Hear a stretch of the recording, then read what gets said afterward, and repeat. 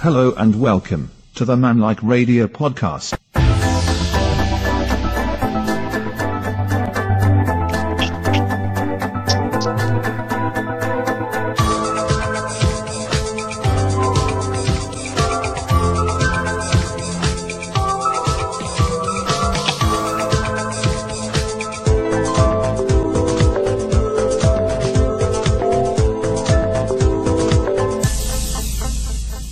Now let's do some godly talk for godly walk. Well, hello, I am Richard Boyd, your host, and once again, welcome to the Manlikeradio podcast. Hello, all you beautiful, wonderful people out there. Yes, even men, I guess, in the image of God is beautiful. Don't you all agree, gentlemen?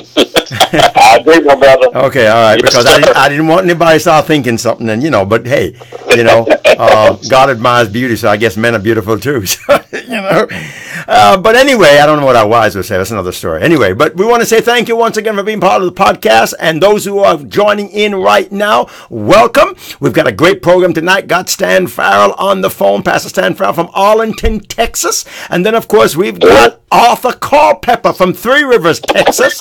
So we got a bunch of Texans, including myself, and me from San Antonio, Texas. Wild, Wild West, man. I tell you, see, starting there already. So we want to say thank you to all of you who are out there for being a part of the Manlikeradio podcast, and those who are joining in later. I want to say thank you again. You can listen, of course, later on down. You can get your questions in, and we're going to be talking about a good subject tonight. And I want to say this to all of you right now who are listening. Go to manlikeradio.com if you're not already there. If you want to get your questions after the break, about 15, 20 minutes after the break, when the break comes on, you can get your questions and just click on that red button, and that will take you in. If you want to stay anonymous, you go through Slido, if you go that route. If you don't mind and you want to do through social media, then do it through social media. If you don't care if your name is up there or if you use another name, but prepare to get your questions in. Gentlemen, let's get right into this now, because we are talking tonight about... And we've kind of taken off, Stan, of what you spoke about last week, about the pain of divorce, and sometimes how we don't realize it's not just the husband and wife, it's the children, the offspring that sometimes gets hurt more. You want to add a little bit to that again? Yeah, I mean, that's the most valued treasure, in that kind of situation is, what I've seen historically. And just like from generation to generation, we seem to forget about the kids get lost in the shuffle, and the adults make it all about their personal pain and personal feelings, and either don't know or don't have enough wherewithal to know how to minister to those children, and then the pain perpetuates. The kids grow up with it, undealt with, unresolved issues, and then you have a repeat. So. We've got to address these issues. Right. And Stan, you had said one thing before Auther comes on and add to this. You had said one thing too, is that we have to bring healing. That should be the number one goal, and it should never be a war. Okay, the man and woman might be warring, but the kid should never be part of that war. And sometimes, Stan, they get caught in it regardless.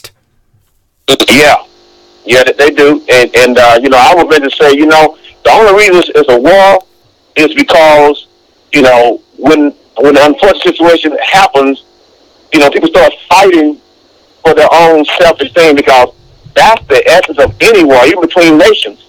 Selfishness is always at the root of every war that's fought on this earth. Mm-hmm. Even the first war that took place, in heaven, the Satan, selfishness, so. You got to address that. So there should be no war at all if you really care about the kids. Especially that kids involved. Right. Arthur, you there? I think you're. Yeah. Okay. I know. Okay. I was saying your phone might be acting up, or your headphone. But let me ask you this, Arthur. I know you've never gone through a divorce. Stan has, and he's mentioned many times here of how God took him through it. But you have dealt with. You, like myself, have stepchildren, as I call them. We'll get into that in a minute. But what would you say pastorally to couples that end up in this area and the children get affected?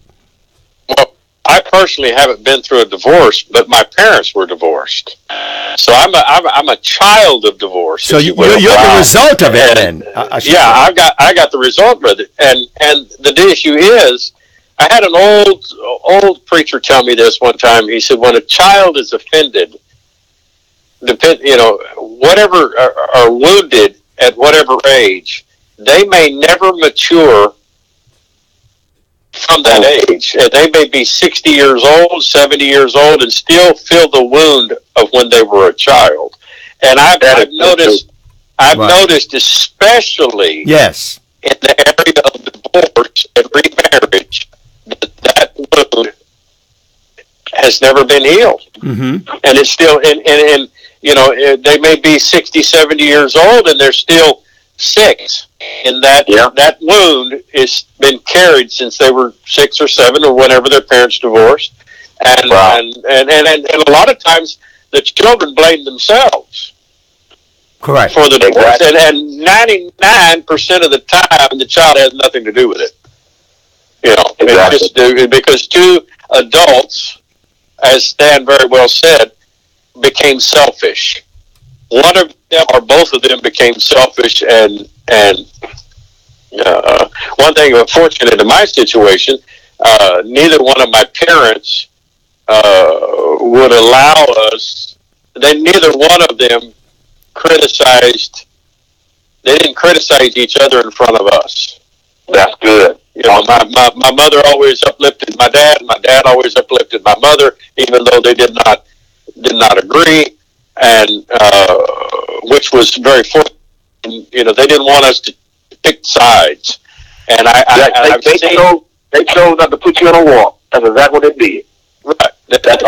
And Stan, you dealt with that last week. Author wasn't on at that time, but you dealt with that last week and saying we should never choose to put them inside the battle.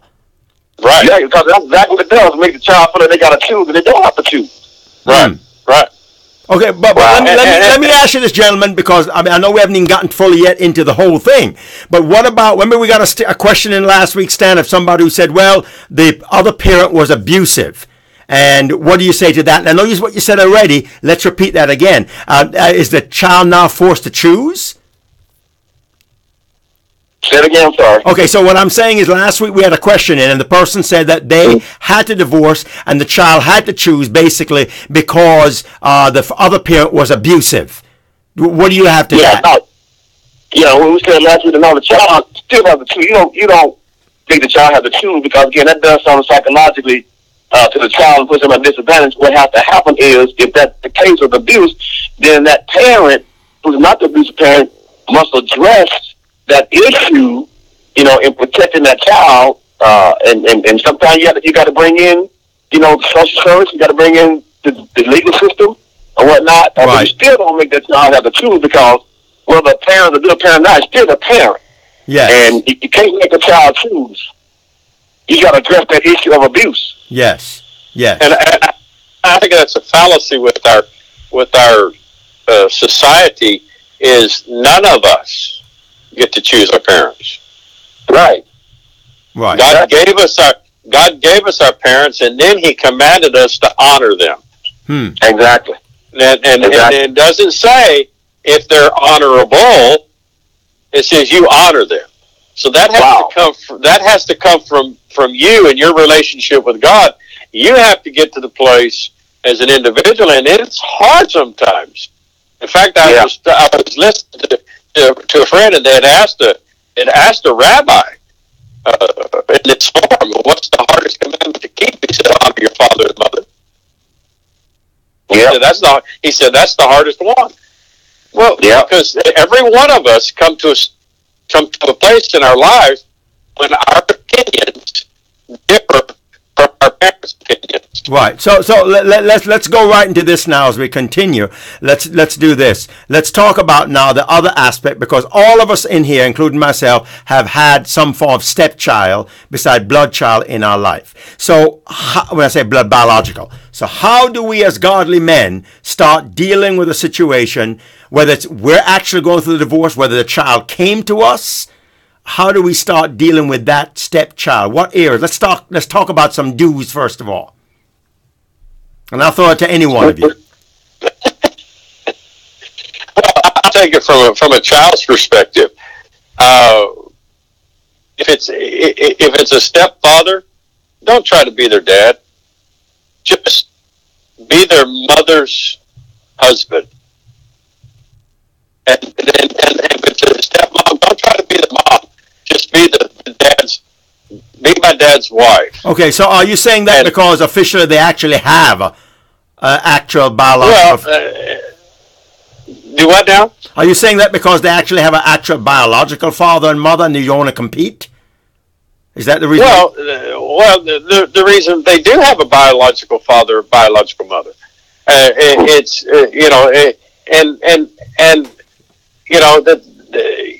because if the person tries to assume that role and the child has not given it to them, now some children do that. If the child gives it to them, then that's one thing. But if they try to assume it, they feel like they're trying to replace their parents instead of, let the child make the decision. Yeah, you have to be right.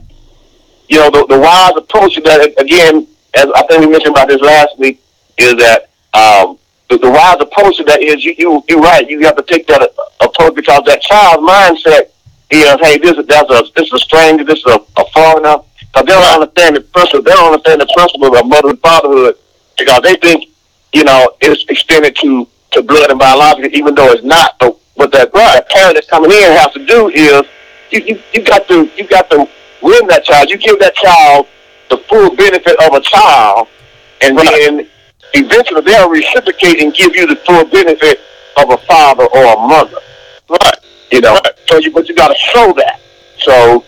As Auther said, you show, hey, I'm gonna treat you like you're my son or my daughter, not like a step because you get full benefit, and you got to believe in the principle that I'll receive in return eventually, the honor and respect as a father because I'm gonna father you or mother you in how I treat you, but it's gonna take some time for them to give you that honor as a father, as a mother. It takes time. It takes time, and one of the issues that this all revolves around is the adults in the situation got to stay out of that selfishness. They've got to be able to lay their lives down and love regardless of what the child does. That's right. That's right. I mean, when you got a teenager and they're pitching a fit, and they're unlovable, and they turn around and tell you they hate you and they don't want you in their lives. You'll never be part of that family. Blah blah blah blah. You parent. I hate to say this, but you just have to suck it up. In one sense, you're going to have to just let the child. I'm not talking about being disrespectful, but you've got to just love them anyway. Yeah, and not bow up to them. Now their biological parent will bow up to them sometimes, but sometimes they just ignore it. Now I'm not talking about ignoring disrespect. I'm not saying allow disrespect. Right. The child needs to be disciplined. You're not going to talk that way in this house. That's something you have to do, and every parent has to come up with their own boundaries. But you're talking about hurting hearts, and healing, and that's what that's what you should be praying. And I think a lot of adults shy away from this, but I think they ought to just sit down and no matter what the kids, just say, hey, me and Mama we had some issues, and when you get old enough and you think you want to know more, I'll tell you as much as I can. But we just felt like we couldn't live together anymore, and try to explain it. A lot of they don't want to talk about it to their kids. Stan, you want to add? I'm sorry, Arthur. Stan, you want to add to that? Yeah, that's what we said last week about you got to have real conversation with these kids, and around truth. and not sugarcoat, but talk in a way where they can understand it. And all Auther was saying, the word that kept coming to me was, this process takes a lot of grace. Yes. You have to give that child some grace, and a lot of the same way our Father does with us when He grafted us in. Right. He grafted us in. He gave us full benefit, but He's extending grace to us. Why? Because when He's extending grace to the Gentiles, this is foreign to them. That so He gives us time, to come into that place and to come into His bosom and bring them to His chest and whatnot. And that's what grace is about. And we don't always act like His children, but because of that grace factor, He gives us time to get on board. Well, I was thinking when you were saying that, Stan, when you have adopted children. Yeah. Same thing, because sometimes adopted children don't feel connected. And what are we? We're adopted. God adopted us. And sometimes we don't feel like God's kids. We don't act like God's kids, but His love never fails. Right. Yeah. Right. Correct. He never cast us out. Now, He will discipline us. Exactly. But that discipline is always in love. Mm-hmm. Exactly. And it's always with a purpose. Everything that God does is with a purpose. He loves us on purpose. And I think that's the biggest thing that parents can do. Even parents that are just struggling with raising kids, just make sure your kids know that you love them. I mean, tell them, show them, do it. Even when they're acting. Let me go from this part here, because a lot, all three of us here are ministers or pastors of churches. Let's come, and I didn't really plan to add this into the show, but I think it's good to do it. What about a man who is pastoring? What's your advice in that? Let's start with. I don't want to take a. I want to take a turn, but keep it along the line. But I think it's important, because I found that some ministers, some men of God, don't know how to deal with this situation, both in their church and in their life. So anyone of you can grab it. What would you say? How do you deal with this? Here's the thing. The hallmark, the premises of dealing with this. The Bible says this in Proverbs 24. I believe verse 2 or 3 says, it says, a house, a life is builded by wisdom. And the practical definition for wisdom is God's common sense. So we take this common situation, this situation we got, and say, you know what? How would God deal with me? How He handles me? And I'm going to tell you something. That has a way of giving your perspective beyond your feelings or your emotions, to say, to put yourself on the other side of that. And which means you cannot use what's common to everybody around you. You got to use what the common sense that will work for that situation, which means you got to ascertain and evaluate your situation and the people that's involved, and the children that's involved, and the temperament and the mentality of those kids, and then from there know how to approach that. You can't just pray about everything, or prayer don't fix everything, as you can be prayerful and ignorant. Right. Prayer don't overcome the lack of wisdom. Right.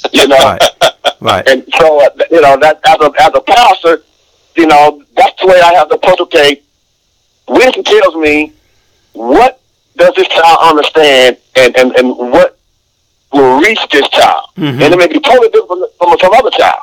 Right. And so I say, we've got to really lean on the wisdom of God, because we lean on the common sense of men, which is not sufficient, and then because it's rooted again in selfishness, and you got to go beyond that. Right. And I think I've seen a lot of ministers that are really, I don't know how to say it other than just really insecure in where they're at, and they don't have minister friends, because they always look at another minister as being a threat or a competitor or something like that. And the scripture says there's wisdom in a multitude of counselors. Yes, sir. Sometimes we have situations in our churches and in our families or whatever that we've never faced. But there's got to be somebody out there that's faced it. Get connected, ask questions, go to counseling, whatever. Just because God's called you to be a pastor doesn't mean you know it all. Right. If you do, you're not going to be a very good pastor. Right. That's my opinion. All right. Well, hold that there, gentlemen. We got to take a break. We're a few minutes over, and we're going to be back in a moment. I'm talking to Pastor Stan Farrell from Arlington, Texas, Pastor Auther Culpepper from Three Rivers, Texas, and we're talking about stepfather, stepson, stepdaughter, the results of what happens in a divorce, and not just only a divorce, as Auther said earlier, also in adoption. How important it is as men, talking to men, it is to really reach out to these young people or even older when you have a stepchild involved. We'll be right back. Thank you for joining into the program today. It's a pleasure to have you. But listen, we need subscribers. We need you to subscribe to us. Now, you can subscribe to us two ways.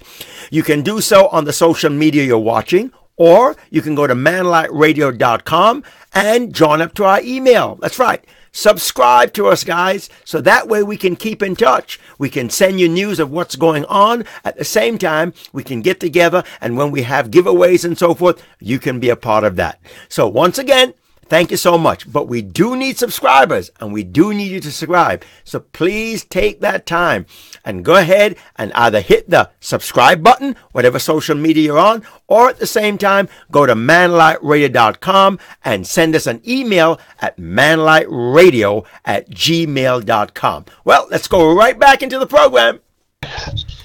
Well, we're back. I'm Richard Boyd right here on the Manlikeradio podcast. I want to make a quick plug here. Sorry for Brother Auther, whose Author's phone is breaking up. He's all the way out in the woods, and sometimes his signal is low. So please bear with us at times. Sometimes it's great. Sometimes and believe me, he's done everything he can to make this thing better. But, we just want to put that inside there. Also want to say, before we go any further, I want to say thank you to and I hope I get this right, SSPT, I don't know if you gentlemen know, Manlike won their 3rd annual award, 2nd place.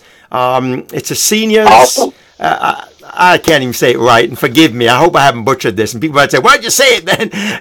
But anyway, I want to say thank you out there if they're listening or watching or whatever. Thank you so much for being up for choosing us as Manlike, the Manlike. And this year we were first. We were number 1 the first year, and then last year we were number 2, and we're back to number 2 again. And this is supposedly by seniors who are podcast enthusiasts all around the United States. That it's kind of like an elite club.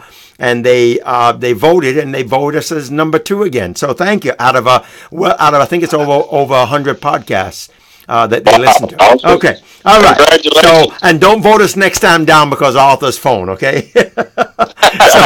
Anyway, so we're talking about stepchildren. I want to add to what Auther said. Now you said now let's talk about adoption, because there are people, Auther, like myself who have adopted. And Stan, I know in a minute you have too. What's the don'ts now? We did the do's. We did 1 or 2 do's. Let's talk about some don'ts. And we mentioned a little bit too that we should not be doing if we're going to make this transition good for a child, teenager, young man, young woman who's now coming into a new family. Because first of all, it's, my wife pulled a plant out of a pot, right, that she gets from the store. And she puts root stimulator, and she puts it in the ground. And you know what happens to that plant when you take it out the pot? I think you all know already. And even if the ground is good, that plant goes into shock for a few days.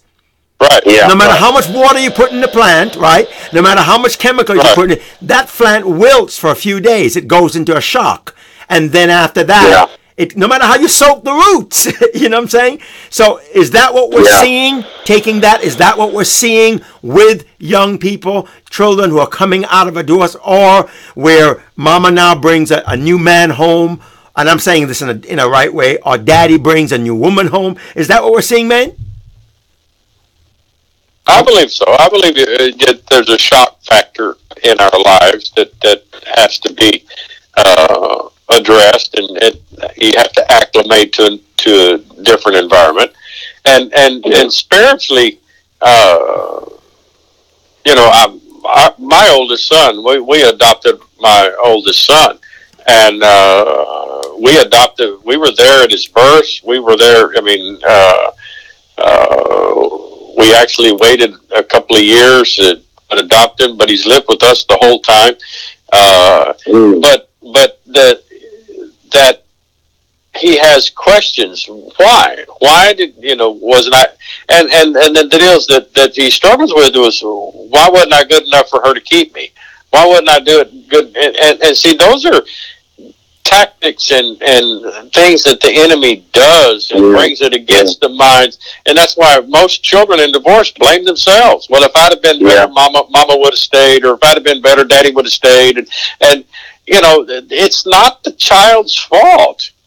And in certain situations, that's the most loving thing a parent can do, is put that child up for adoption if they're in a situation that they know that they can't change. Right. And they want the betterment for the child. So what you're saying is it's better that the child understands that in some situations, and I know a lot of them, mom or dad did the best thing by giving you to somebody else who could take care of you. And that's this. I've talked to my son, and I tell him, I said, when you're ready. We've never kept it from him that he was adopted. I said, when you're ready, I'll talk to you about it. But I'm not gonna give you information that you don't want yet. Okay, so Stan, every once in a while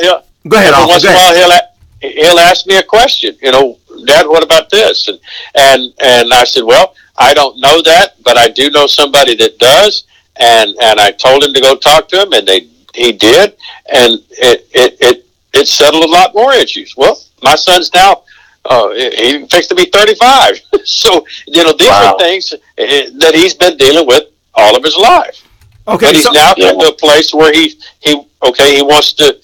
wants some answers. Right. Okay. So Stan, let me hold that for a second, Auther. Go ahead. Because we're going to come back. So Stan, let's throw this out here, because I know that people are coming in, and hi to all of you who are joining us right now, all the way around, and we say hello to those over there in other parts of the world. God bless you all. Stan, let me ask you this now. Let's fast forward. Let's come to, and you've dealt with this with children who are no longer kids, as Auther said earlier, and you said earlier. They're now in their 40s, their 50s.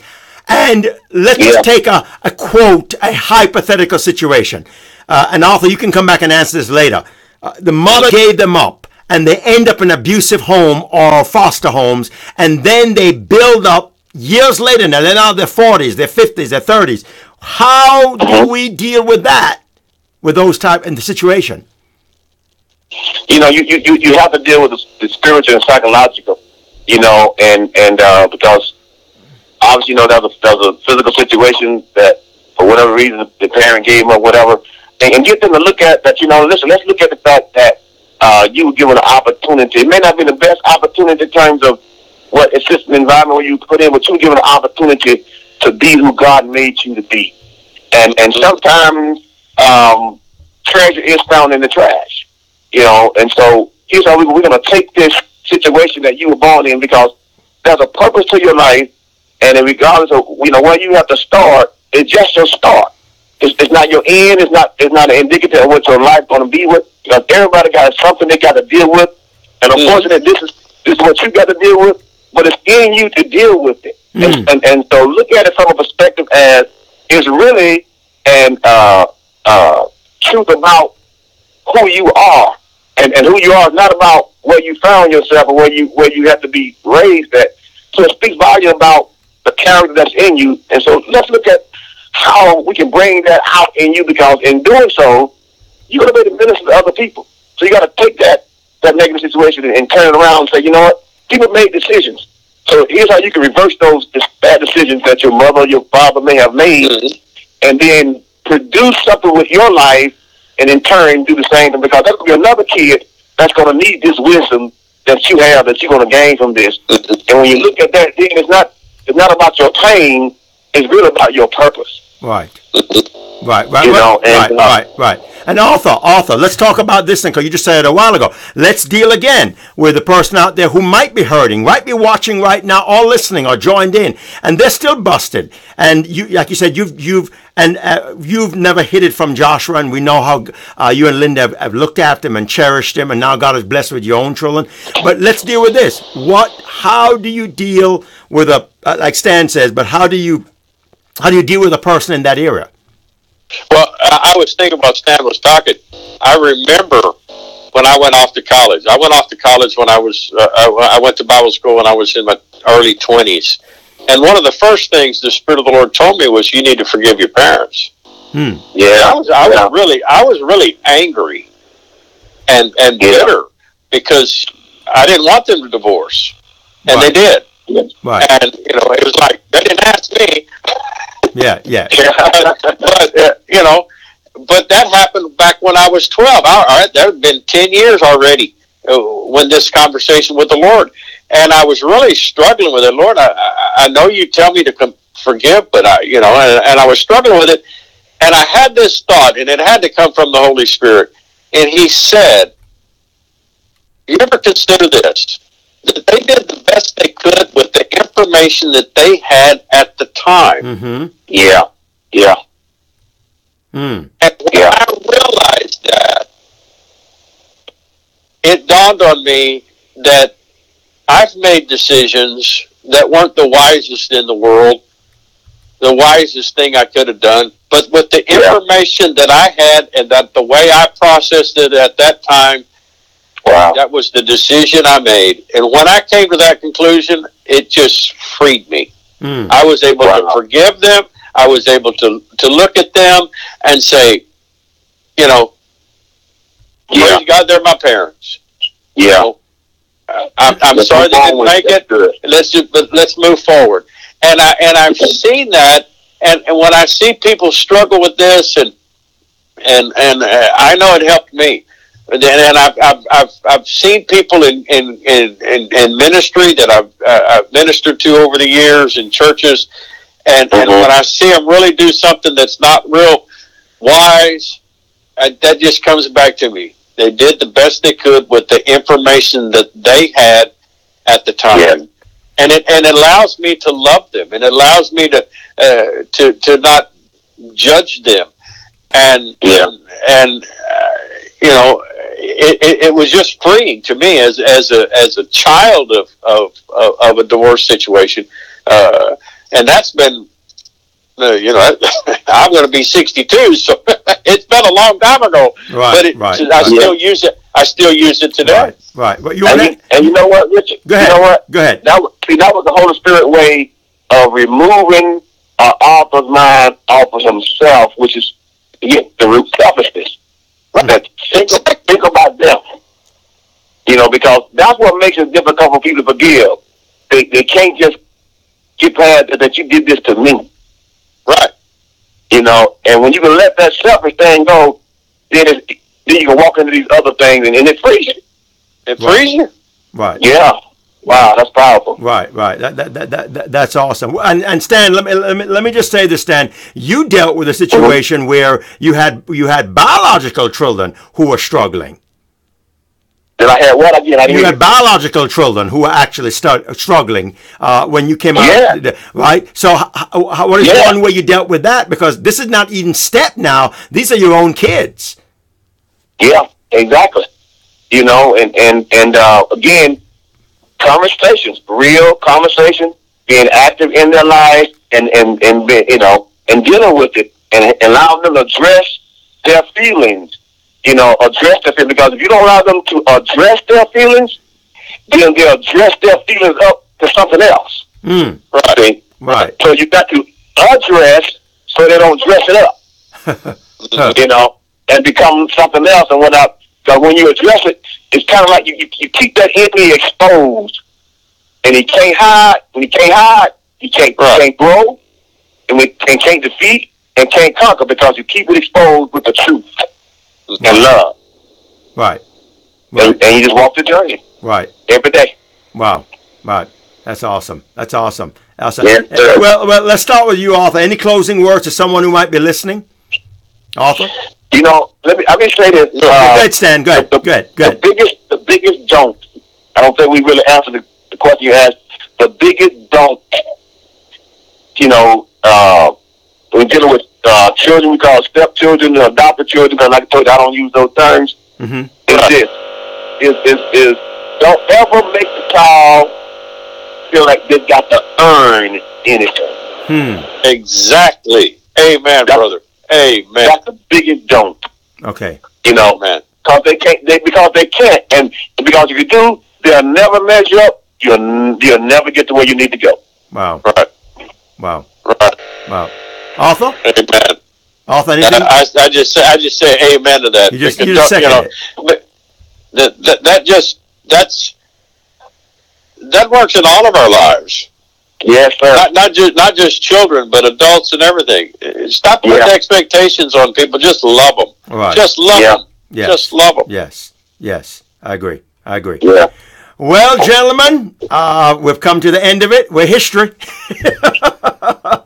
I guess we're good history. And I really thank you all, gentlemen, a lot. I really thank you a lot. And for what you, this is just, it was so good, man. I want to thank you. I want to thank all of those who have joined in social media, those who have watched through the website. Thank you so much. Again, you can email us at manlightradio@gmail.com, manlightradio@gmail.com. You can still get questions in. We'll try and do it in the next session. And we want to, in fact, next week, authors, you and me. And we'll repeat the process again, Stan, and then 2 weeks later, after that, it's you again. So, you know. Yeah, I'll be in North Carolina preaching, so pray for me. Okay, you're going to where? Where you headed out to? I'll be in Greensboro, North Carolina. Okay. And Charlotte. Well, you be blessed, man. And I want to say to everybody out there, thank you once again on behalf of Author Culpepper, Stan Ferrell, Jeff Daniel, who wasn't part of the show today, and myself, Richard Boyd. Thank you so much for being a part of the Manlikeradio podcast. And we just say, God bless you all. Go to manlikeradio.com if you're not there already, and you'll get all the information. We will talk to you next time. Thank you once again for joining us on this Manlike podcast. Please take time and email us at manlikeradio@gmail.com. Once again, that's manlikeradio@gmail.com. Manlike Podcast is a production of R.N. Boyd Productions and Love Gospel Network. Please seek a qualified professional in the area you need immediate help.